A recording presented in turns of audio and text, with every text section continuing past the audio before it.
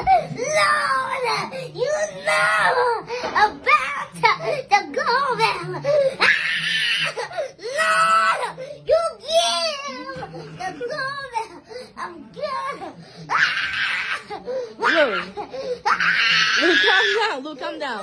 Luke, calm down.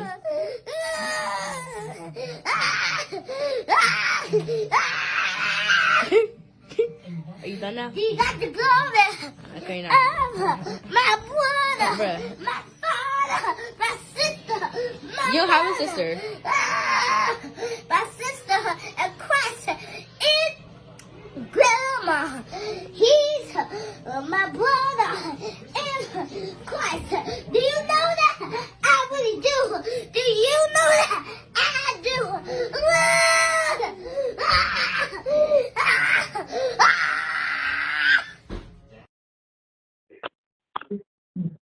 All right, so like I said, this particular class was really just because I myself had a real trying week, and so I wanted to kind of get some, put something together, kind of increase and lift my spirit, and pray that it would be the same.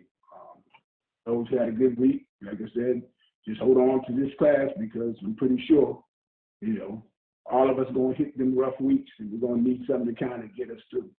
So I pray that this does that. So with that being said, let's go ahead and get into the class. Now, I want to start out by just telling you an event that occurred in my life. Now, some of you may have already heard this. I'm going to talk to you about it before. Some may have not. But I'm going to share it with you because it kind of goes into what the class is about. But about, let's see here, back in 2000, the year 2000, I went through a divorce. An ex-wife went through a divorce, and it was probably one of the roughest times for me during that period. For the simple fact was, everything seemed at that point to be coming down, right? And it was spiraling down quick. Everything that I had worked for, I had bought a house, all the stuff that come along with it. And then one year you look up and, it's gone. Of course, decided that, the ex-wife, she got to keep the house, the kids, and everything in it. And I think I pretty much walked away with just my car and the clothes that I had. So it was a time, and I think it was roughly about 30 years old. So it was a time that that was a real trying time to kind of hit rock bottom and have to start over.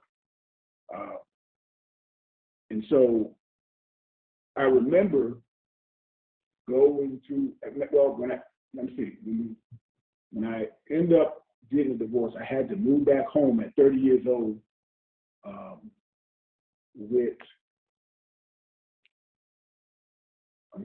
just a second.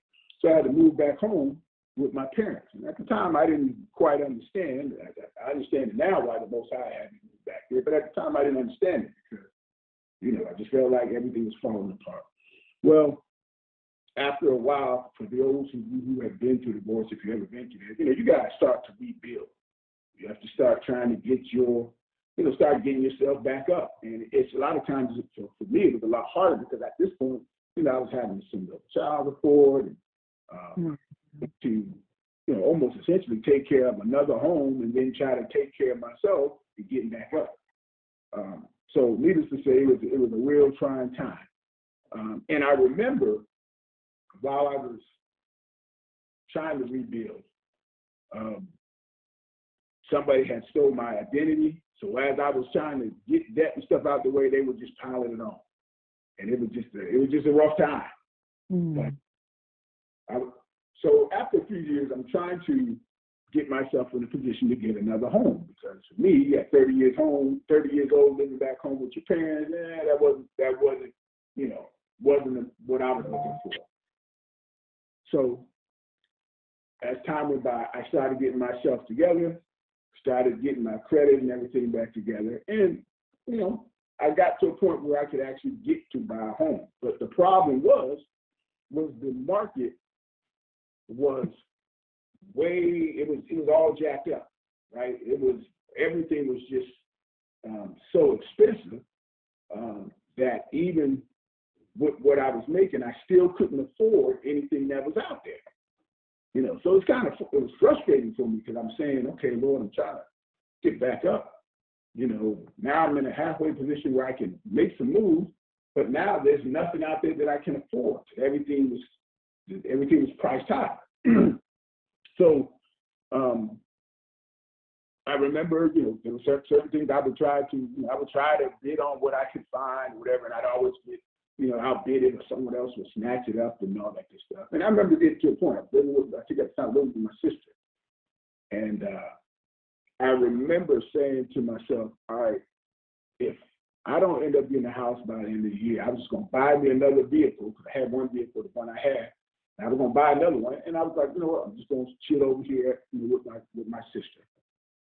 Well, Lord and behold, 2008 rolls around, and I know everybody remembers what happened in 2008.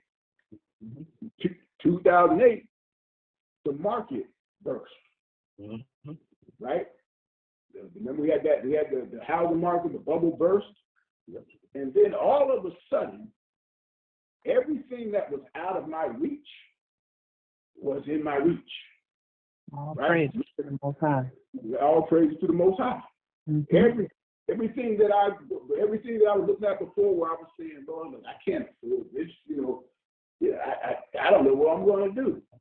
He was like, just hold tight, little Negro. I got you.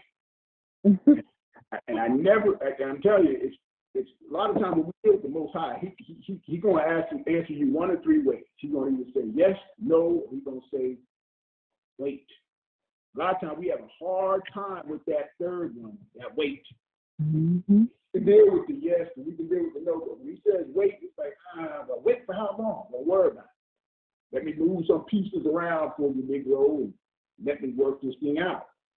And in 2008, the Most High, he flipped the housing market upside down, right? And so everything that was out of reach, at that time, my real estate was like, look, man, you can get this house for $300,000. You can get it for $75,000. Houses, you all know there were houses everywhere for little or nothing. People were buying 2 or 3 houses and things of that nature. And I remember when it happened, I remember saying, Lord, would you do that for me? Like, it was just one of those things where it was just, everything just seemed out of reach. It just seemed like there was no way. And then I think within a year or two or whatever, next thing you know, he was like, man, you got the pick of the litter. You want a house on the lake, you could get one. It was just, I call it the Most High. He turned the housing market upside down, literally, for me. Mm-hmm.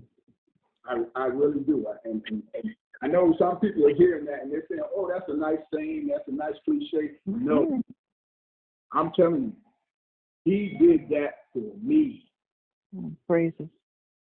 Mm-hmm. And I want everybody to get a hold of that, because we're all, not maybe all, but some of us are probably sitting in positions right now trying to buy houses, or trying to get into a position that you want, or you're looking for, I don't know, you're looking for something. Mm-hmm. Hold on just a second. Shalom. And so when I tell this to a lot of people, I say the Most High turned the market upside down for me. That's exactly what I think he did. And I know some of you are probably saying, well, if he turned it upside down for you, that means a lot of people lost his home and all that old stuff like that. Well, I'm going to tell you like they used to say in the Christian church, favor ain't fair. Mm-hmm. Mm-hmm. I'm sure you all heard that. Favor is not fair. And when the Most High said, look here, I got you, he turned that thing upside down. I couldn't believe it. It threw me. There were houses that I was out there looking at before that I couldn't afford.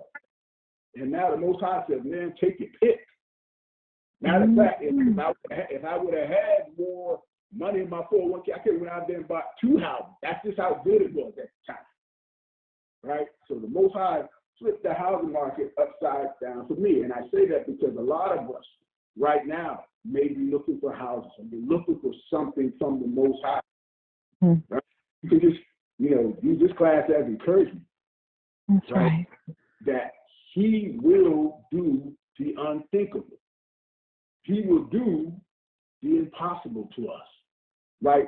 Understand, we don't serve a God that is limited by the laws of physics or the laws of nature. Right? We serve a God that defies all odds. Mm-hmm. So while you're waiting on something, I know there's somebody on here waiting for a position at a job, and you're saying, well, the only way I can get that job is I got to have 10 folks retire. They're never going to get out those positions. And the Most High said, well, hold on, let me move some places around. Let me move some pieces around, and then you get an active shooter up there, and you take out 10 people. And you sitting back there saying, what? Well, the Most High do that for me. Now, I'm not wishing death on nobody. I'm just saying, don't underestimate how the Most High can move, right? Because the scriptures